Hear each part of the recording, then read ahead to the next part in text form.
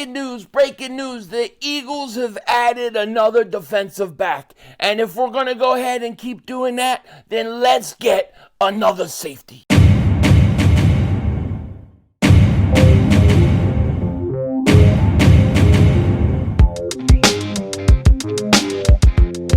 Dallas still stinks. Yo, by the way, King Dingbat here, and breaking news.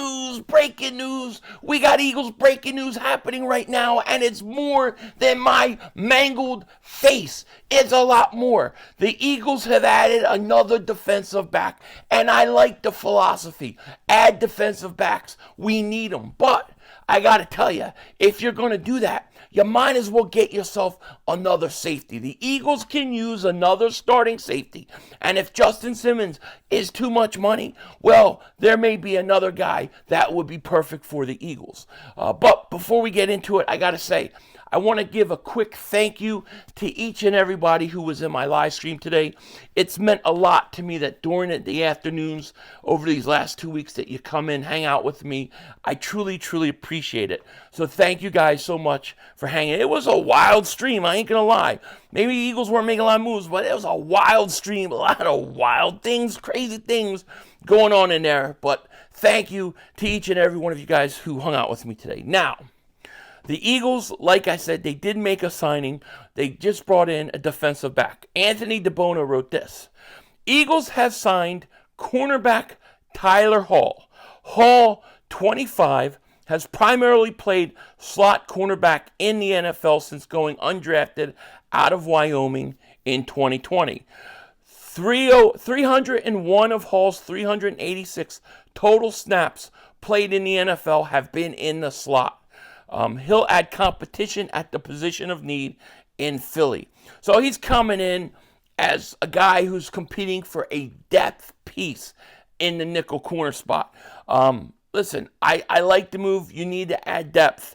Here's what John McMullen said about him. He said, Hall is 5'9". He's small. 190. So best profiles in the slot. Entered the Pound NFL as an undrafted free agent by Atlanta out of Wyoming in 2020. Spent time with the Rams in 21 and the Raiders in 22-23. Had six starts with the Raiders over the past 2 seasons. 301 of the 383 career snaps have been in the slot. Pound Eagles. So the Eagles add Tyler Hall to the team. And listen, you need depth in the secondary. I have no problem with it. You can never have enough depth. Now, the one guy that people kind of are forgetting a lot about, though, is Isaiah Rodgers. From what I've read and everything I've heard, the primary reason they brought Rodgers in was to play in the slot. That's where they feel that they can use him. So he's played outside before. I think he's played mostly outside, Isaiah Rodgers, but the Eagles are looking to use him as a slot corner. This is one of the reasons why they got rid of Avonte Maddox, because they look at him as a guy that's going to play inside for them. So you have to add depth. I like it. You still have guys like Eli Ricks, who I think have to continue to develop. But the Eagles, they add another defensive back. And we'll see what happens. I mean, I don't expect him to start or make a big impact. Maybe he doesn't even make the roster. It's very possible that he'll be a cut and end up on the Eagles practice squad. But they see something in him. They bring him in, and it is what it is. Now, in the secondary, and I think signing defensive back is perfect time to talk about the safety position, because I love the C.J. Gardner-Johnson signing. I thought it was absolutely fantastic. It was the right guy to sign.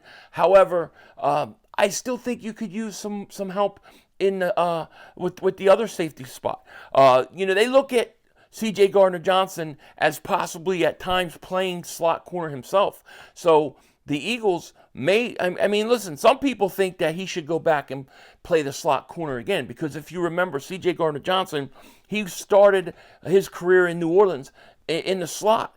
That's what he played. He converted to a safety when he came to the Eagles. And, they may want to play him at times in the slot as a slot corner. So you still need another safety. And to me, I like Reed Blankenship. I do. I like him. But I still think if you can upgrade the position, do it. And if you can go out and get a safety like Justin Simmons to come in and play, you'll only be that much better. Justin Simmons, was asking for somewhere around $15 to $17 million apparently. So he wants a lot of straddle. He wants a lot of straddle. And the question is do the Eagles want to give it to him? I doubt it. I tell you this, if Justin Simmons came down to a price close to what the Eagles were offering, they would have signed him already. They'll sign him. And to me, the longer that Justin Simmons waits and holds out, I think the less money he's going to get, especially if he waits till after the draft. So let's say he waits till after the draft, right, to sign. Well, teams are going to just made all the draft picks. There's going to be safeties that were drafted. There's going to be cap that is used on signing picks. And then you have, free agency continuing to water down. So if he gets by the draft and hasn't signed at that point, I think Justin Simmons doesn't look to sign in June. He doesn't look to sign at the end of May. He's going to look to wait to camp. He's going to look to wait to camp and see if somebody gets hurt, if a team, needs a safety for this reason or that, and then he's going to sign. To me, hopefully Justin Simmons is willing to come down enough before the draft that maybe the Eagles could sign him. I still think he's a really good fit, a perfect fit with the Eagles and with Vic Fangio. And I hope that I hope the Eagles end up getting him or somebody at some point. Now, one other guy that we need to consider talk about, and this may be irrelevant very soon, but Jordan Schultz, shout out to him, said free agent safety Julian Blackmon is headed to Buffalo for a visit with the Bills. Sources tell Bleacher Report.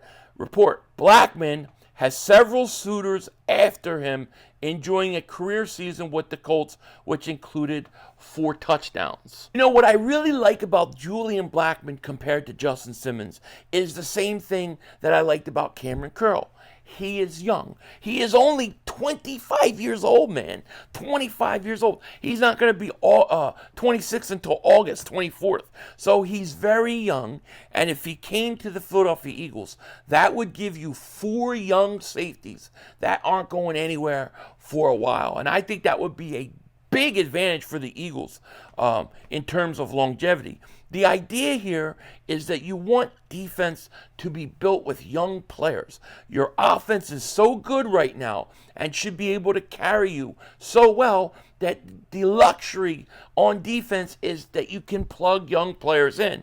Now, let's say you go out and you get Julian Blackmon, just for argument's sake, and then you have C.J. Gardner-Johnson.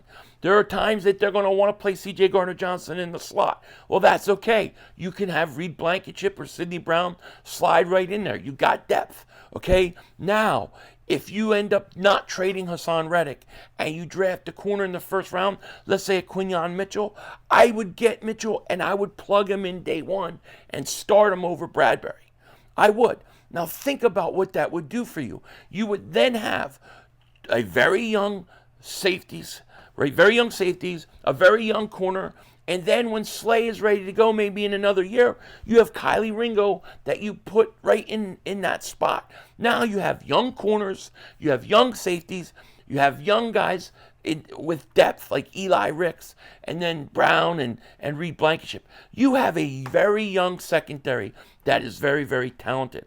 And those guys go out and they play, they'll make their mistakes, but they'll learn to play together, and your offense will be able to carry it. That would be a huge move for me, in my opinion.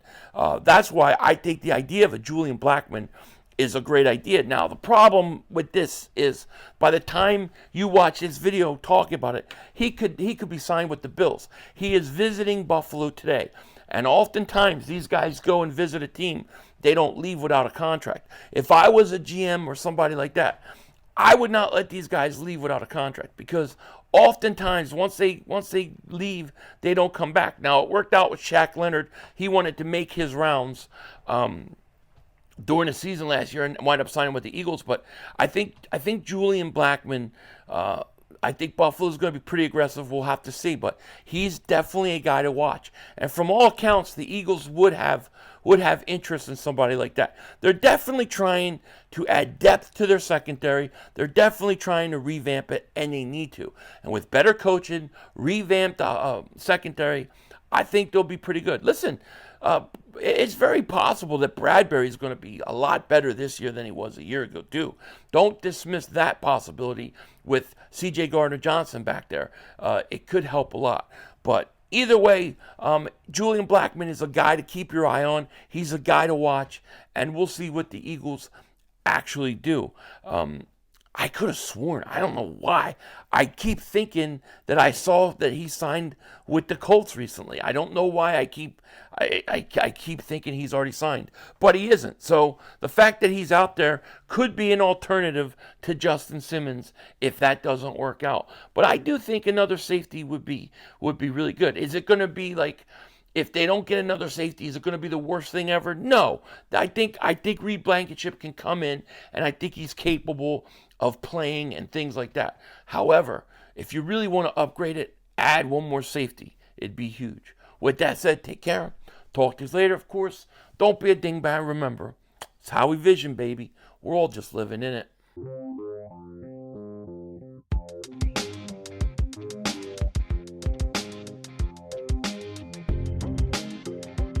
You see Mark Holmes, he is losing his mind.